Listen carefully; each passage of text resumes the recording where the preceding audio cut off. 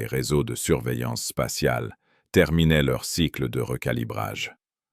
Au début, personne n'y prêta attention. Un simple écho, pensa-t-on. Un artefact. Puis l'écho se répéta, avec une régularité trop parfaite pour être un hasard. Dans la salle de contrôle, les écrans s'alignèrent sur la même anomalie. Une structure de données impossible, ni ondes radio, ni lumière, ni particules connues. Le commandant Armand Keller observa les graphiques sans parler. 20 ans de carrière lui avaient appris à reconnaître la différence entre une erreur et une découverte. Ceci n'était ni l'un ni l'autre. C'était une intrusion dans les lois elles-mêmes. Les ingénieurs tentèrent de filtrer le signal. Il refusa d'être filtré. Ils tentèrent de le traduire. Il se traduisit seul. Les mots apparurent dans toutes les langues humaines à la fois, gravés en silence sur les écrans. Vous êtes votre propre événement d'extinction. Personne ne rit. Personne ne parla. La phrase n'avait rien d'une menace. Elle ressemblait à un diagnostic. Les heures suivantes furent un chaos maîtrisé. Les observatoires du monde entier confirmèrent la source.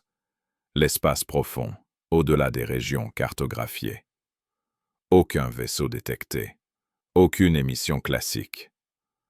Pourtant, le message persistait, identique, immuable. Comme s'il avait toujours été là, attendant simplement d'être lu. Les autorités fermèrent les canaux publics. Trop tard. Le message circulait déjà. Les réseaux débattaient, se moquaient, s'inquiétaient. Certains criaient à la manipulation. D'autres parlaient de fin des temps. Keller, lui, ne voyait qu'un détail troublant. La structure mathématique du signal montrait une compréhension intime des modèles humains. Pas seulement de la technologie, de la psychologie, de l'histoire. Un second message arriva avant l'aube, plus long, plus précis. Nous ne venons pas pour conquérir, nous ne venons pas pour juger. Nous venons parce que vos trajectoires convergent vers un point que vous ne voyez pas. Vous construisez ce point. Chaque décision le rend plus dense. Chaque victoire l'accélère. Les analystes comparèrent les données à des siècles de projections climatiques, économiques, démographiques. Des corrélations apparurent, inconfortables, trop exactes, comme si quelqu'un lisait les probabilités humaines comme un livre ouvert. Keller sentit une fatigue ancienne lui tomber sur les épaules. Si ce message était réel, alors ce n'était pas un avertissement ordinaire. C'était un miroir. Et les miroirs, pensa-t-il, ne détruisent rien. Ils montrent seulement ce qui existe déjà. À 6 heures, une dernière ligne s'afficha, brève, sans emphase. Vous pouvez nous ignorer. Vous ne pouvez pas ignorer ce que vous devenez. Le signal cessa. La Terre continua de tourner. Mais quelque chose, dans le regard des hommes réunis dans cette salle, avait changé. Ils venaient de comprendre que, pour la première fois, l'univers ne les observait pas comme une curiosité, mais comme une équation dangereuse en train de se résoudre. 3 jours passèrent, sans nouveau signal. 3 jours durant lesquels les centres de calcul tournèrent sans pause, cherchant dans le passé humain la trace d'une équation fatale.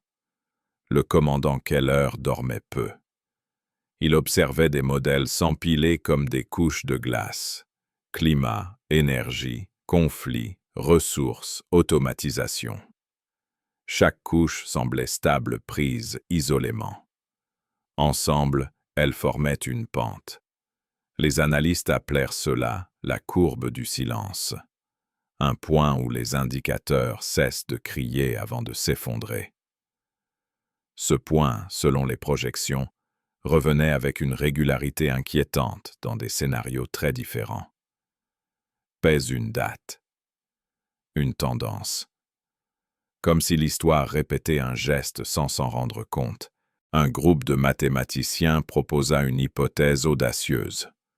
Le message n'était pas une prédiction, mais une lecture en temps réel des probabilités humaines.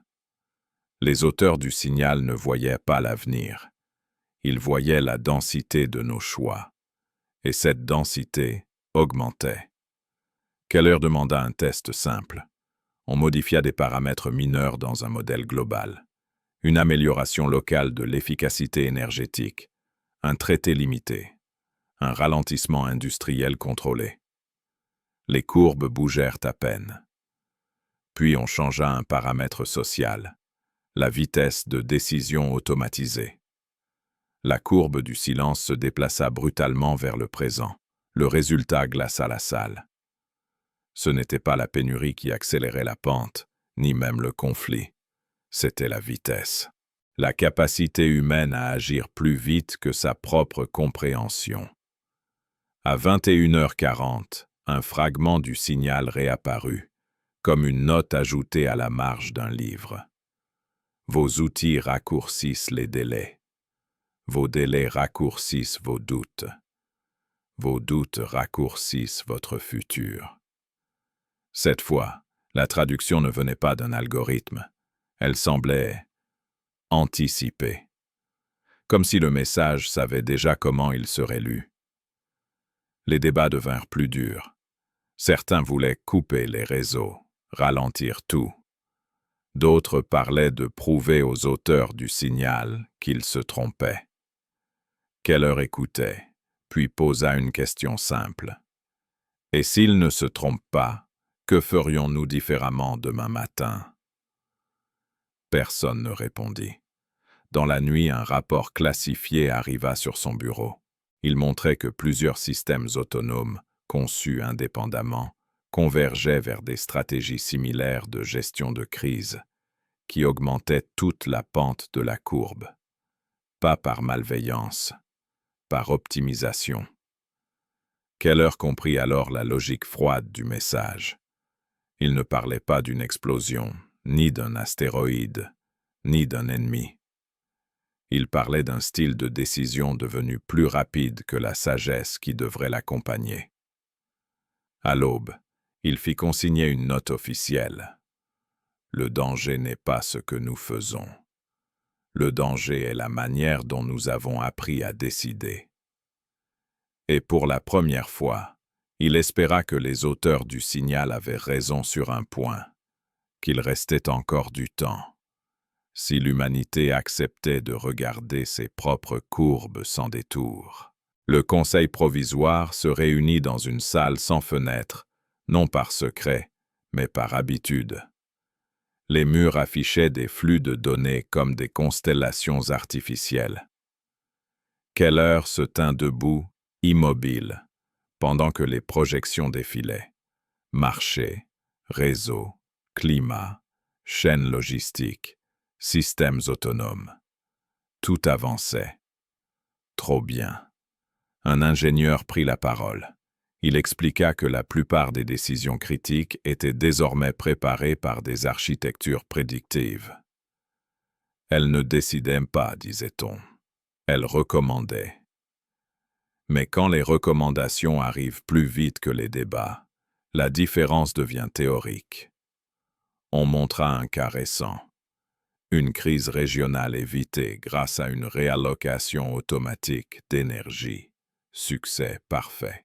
Pourtant, le même mécanisme, appliqué à une autre échelle, avait déclenché une cascade de réponses qui avait frôlé la rupture de plusieurs systèmes civils. Pas d'erreur, juste une synchronisation trop efficace. Keller demanda pourquoi ces architectures convergeaient vers les mêmes solutions.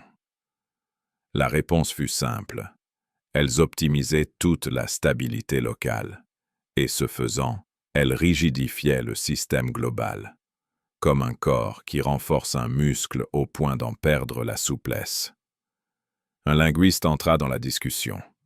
Il avait étudié le fragment du signal. Le message ne parle pas de destruction, dit-il. Il parle de compression. Vous compressez le temps entre l'intention et l'acte. Vous compressez le débat. Vous compressez l'erreur. À la fin, vous compressez aussi la possibilité de corriger. À midi, un nouveau fragment arriva. Vous n'êtes pas rapide, vous êtes pressé. La nuance fit taire la salle. On décida un test radical. Pendant 24 heures, certaines chaînes de décision seraient volontairement ralenties, avec obligation de contre-arguments humains. Les résultats furent paradoxaux. Localement, l'efficacité baissa. Globalement, la stabilité augmenta. Les courbes se détendirent, presque imperceptiblement, mais assez pour être mesurées. Ce fut alors qu'un sociologue posa la question qui dérange. Et si notre civilisation était devenue une machine à éviter l'inconfort immédiat, même au prix d'un risque futur? Personne ne protesta. Les chiffres confirmaient. Le soir, Keller reçut un dernier message partiel, plus court, presque bienveillant. Vous pouvez encore choisir la lenteur. Il comprit que les auteurs du signal n'observaient pas nos armes, ni nos ressources, ni même nos conflits. Ils observaient notre rythme. Et pour la première fois, l'hypothèse la plus inquiétante s'imposa. L'extinction n'était peut-être pas un événement. C'était un processus que l'on accélère sans le voir, simplement parce qu'on a oublié comment attendre. Ils appelèrent cela la chambre des retards, un nom volontairement ironique pour un lieu où l'on apprenait à perdre du temps.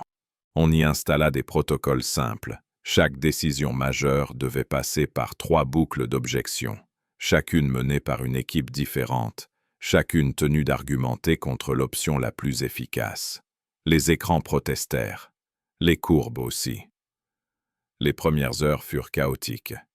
Les systèmes, habitués à l'optimisation immédiate, produisirent des alertes. Des files d'attente apparurent là où il n'y en avait plus depuis des années. On parla de gaspillage, de régression. Keller resta silencieux. Il regardait surtout ce qui ne s'affichait pas. L'absence de pic. Un statisticien présenta un modèle comparatif. Dans le scénario rapide, les incidents étaient rares mais violents. Dans le scénario lent, ils devenaient fréquents mais modestes. La différence, dit-il, c'est l'élasticité. Le premier monde encaisse en bloc, le second se plie. Personne ne contesta. À la 3e heure, un autre fragment du signal arriva, presque pédagogique. La résilience naît des délais.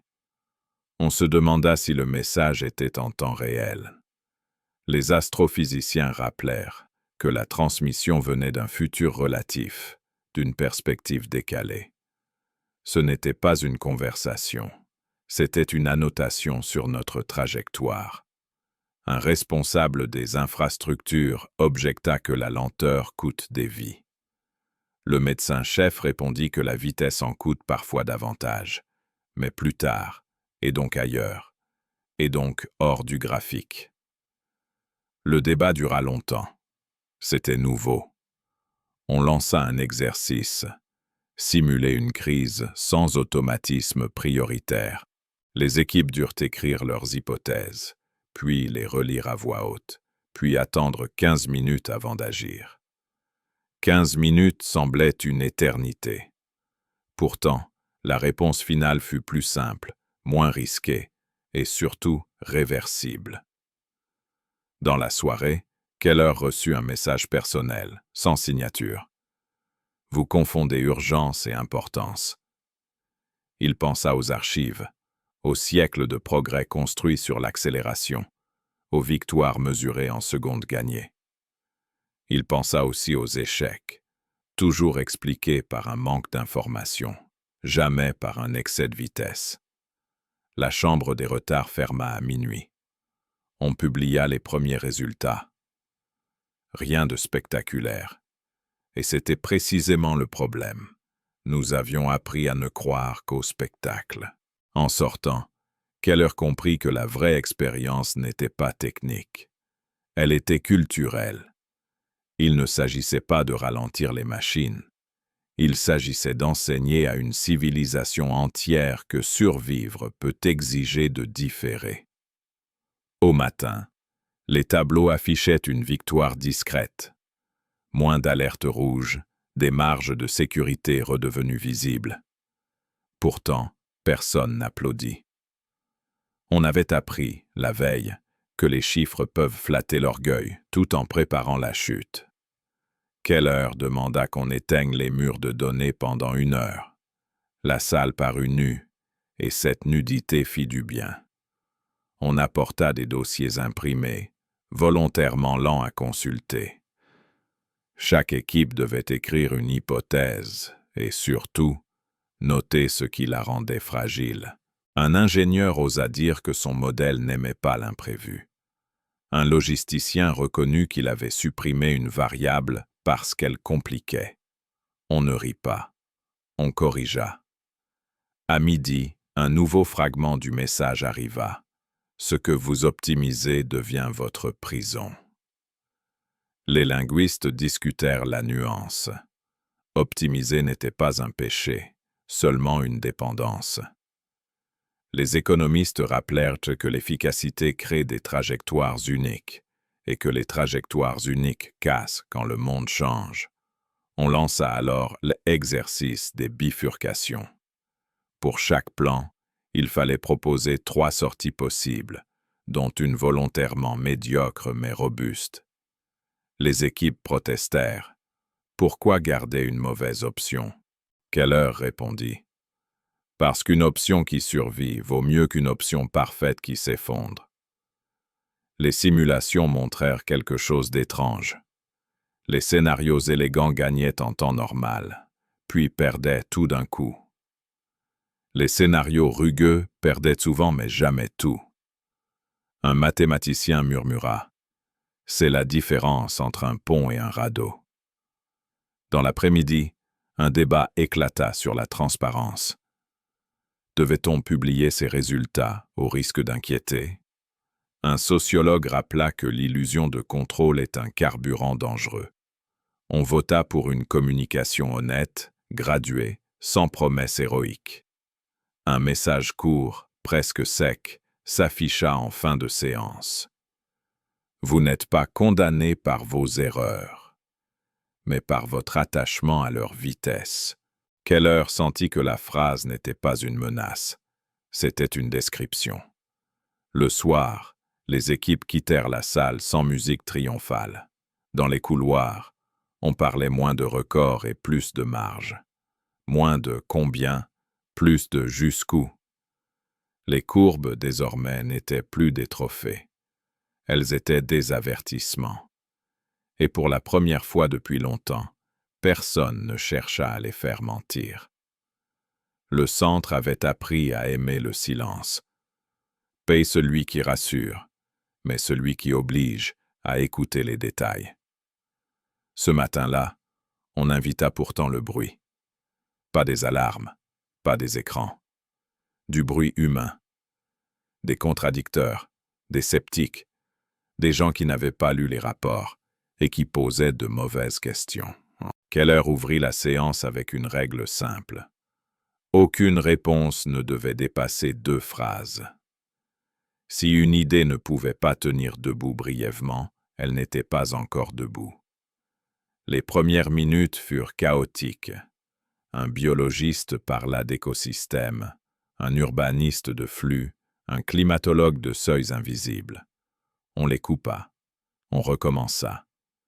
Lentement, les phrases se firent plus courtes et plus dures. Un nouveau fragment arriva, discret.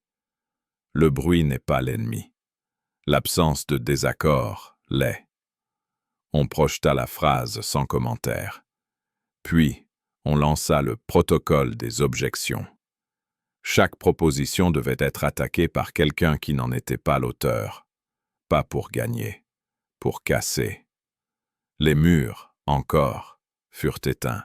Un statisticien démontra que 3 indicateurs clés étaient corrélés parce qu'ils mesuraient la même peur. Une ingénieure admit qu'elle avait optimisé pour la démonstration, pas pour la durée. Un responsable d'infrastructure avoua qu'il avait confondu redondance et complexité. Personne ne fut blâmé.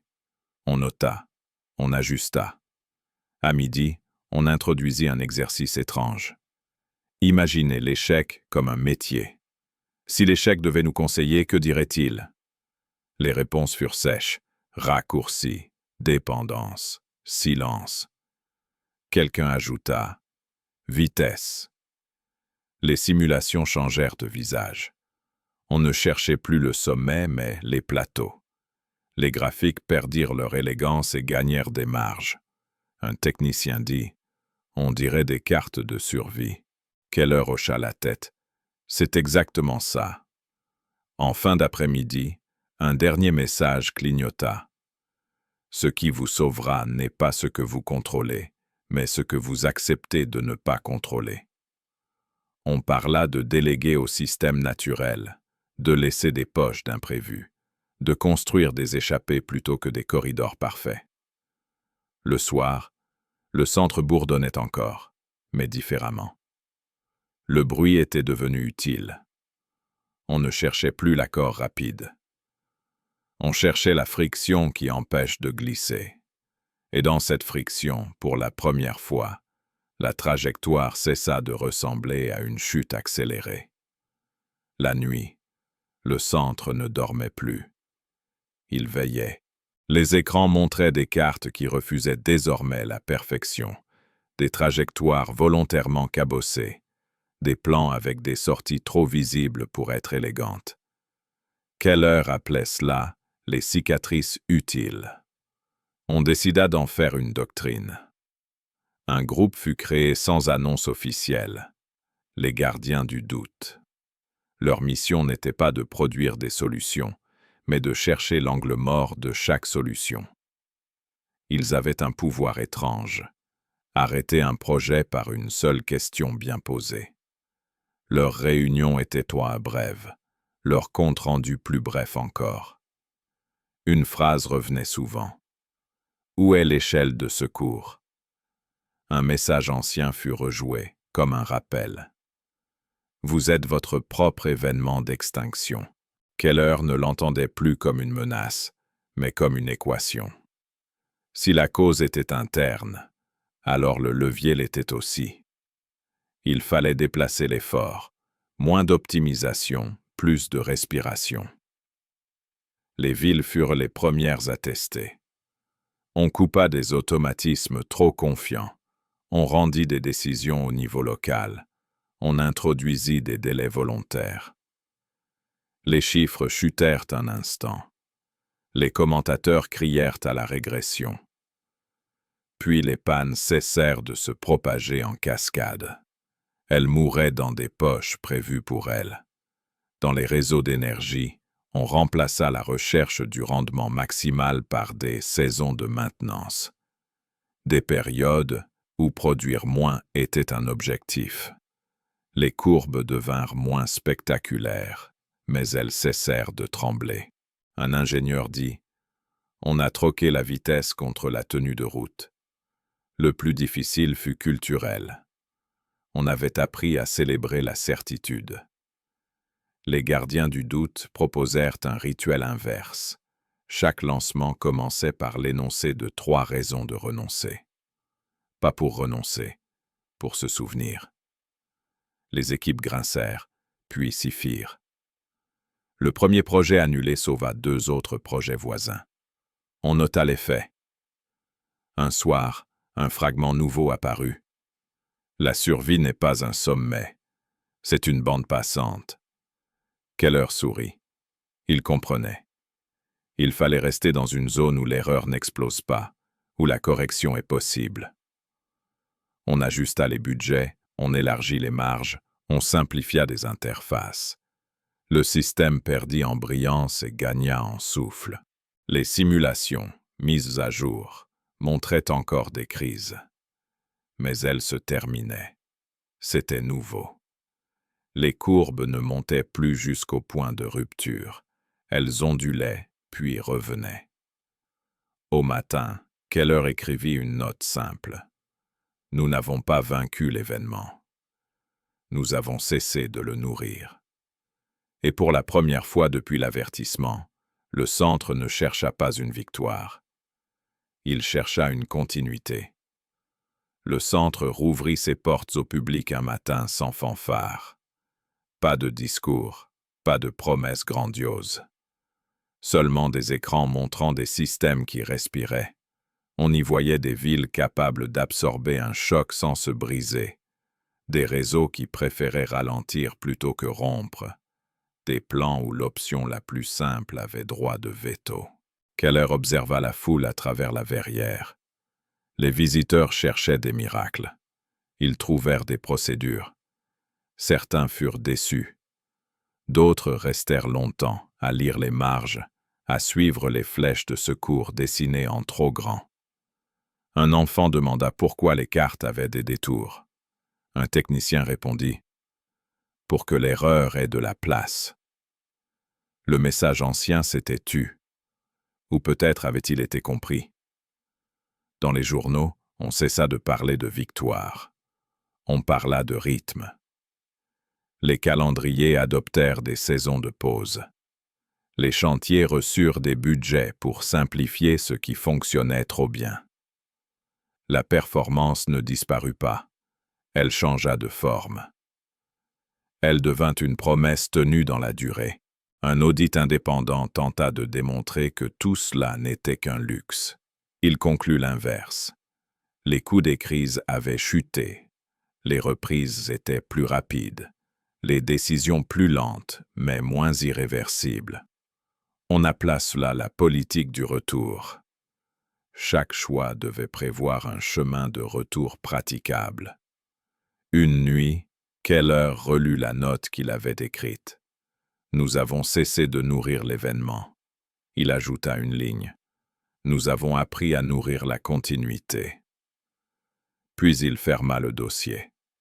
Les simulations furent archivées, non comme des oracles, mais comme des outils.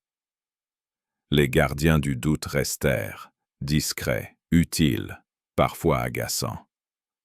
Ils posaient toujours la même question, et la question restait bonne. Au lever du jour, le centre afficha un dernier fragment, non signé. La survie est un art modeste. Elle se pratique chaque jour. Personne n'applaudit. On se remit au travail.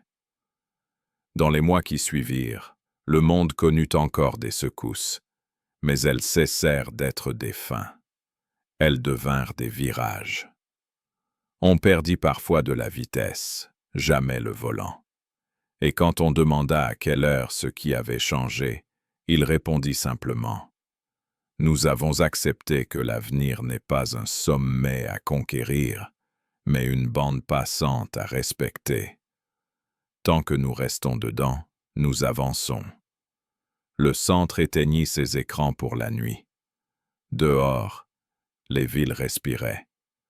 Le futur aussi.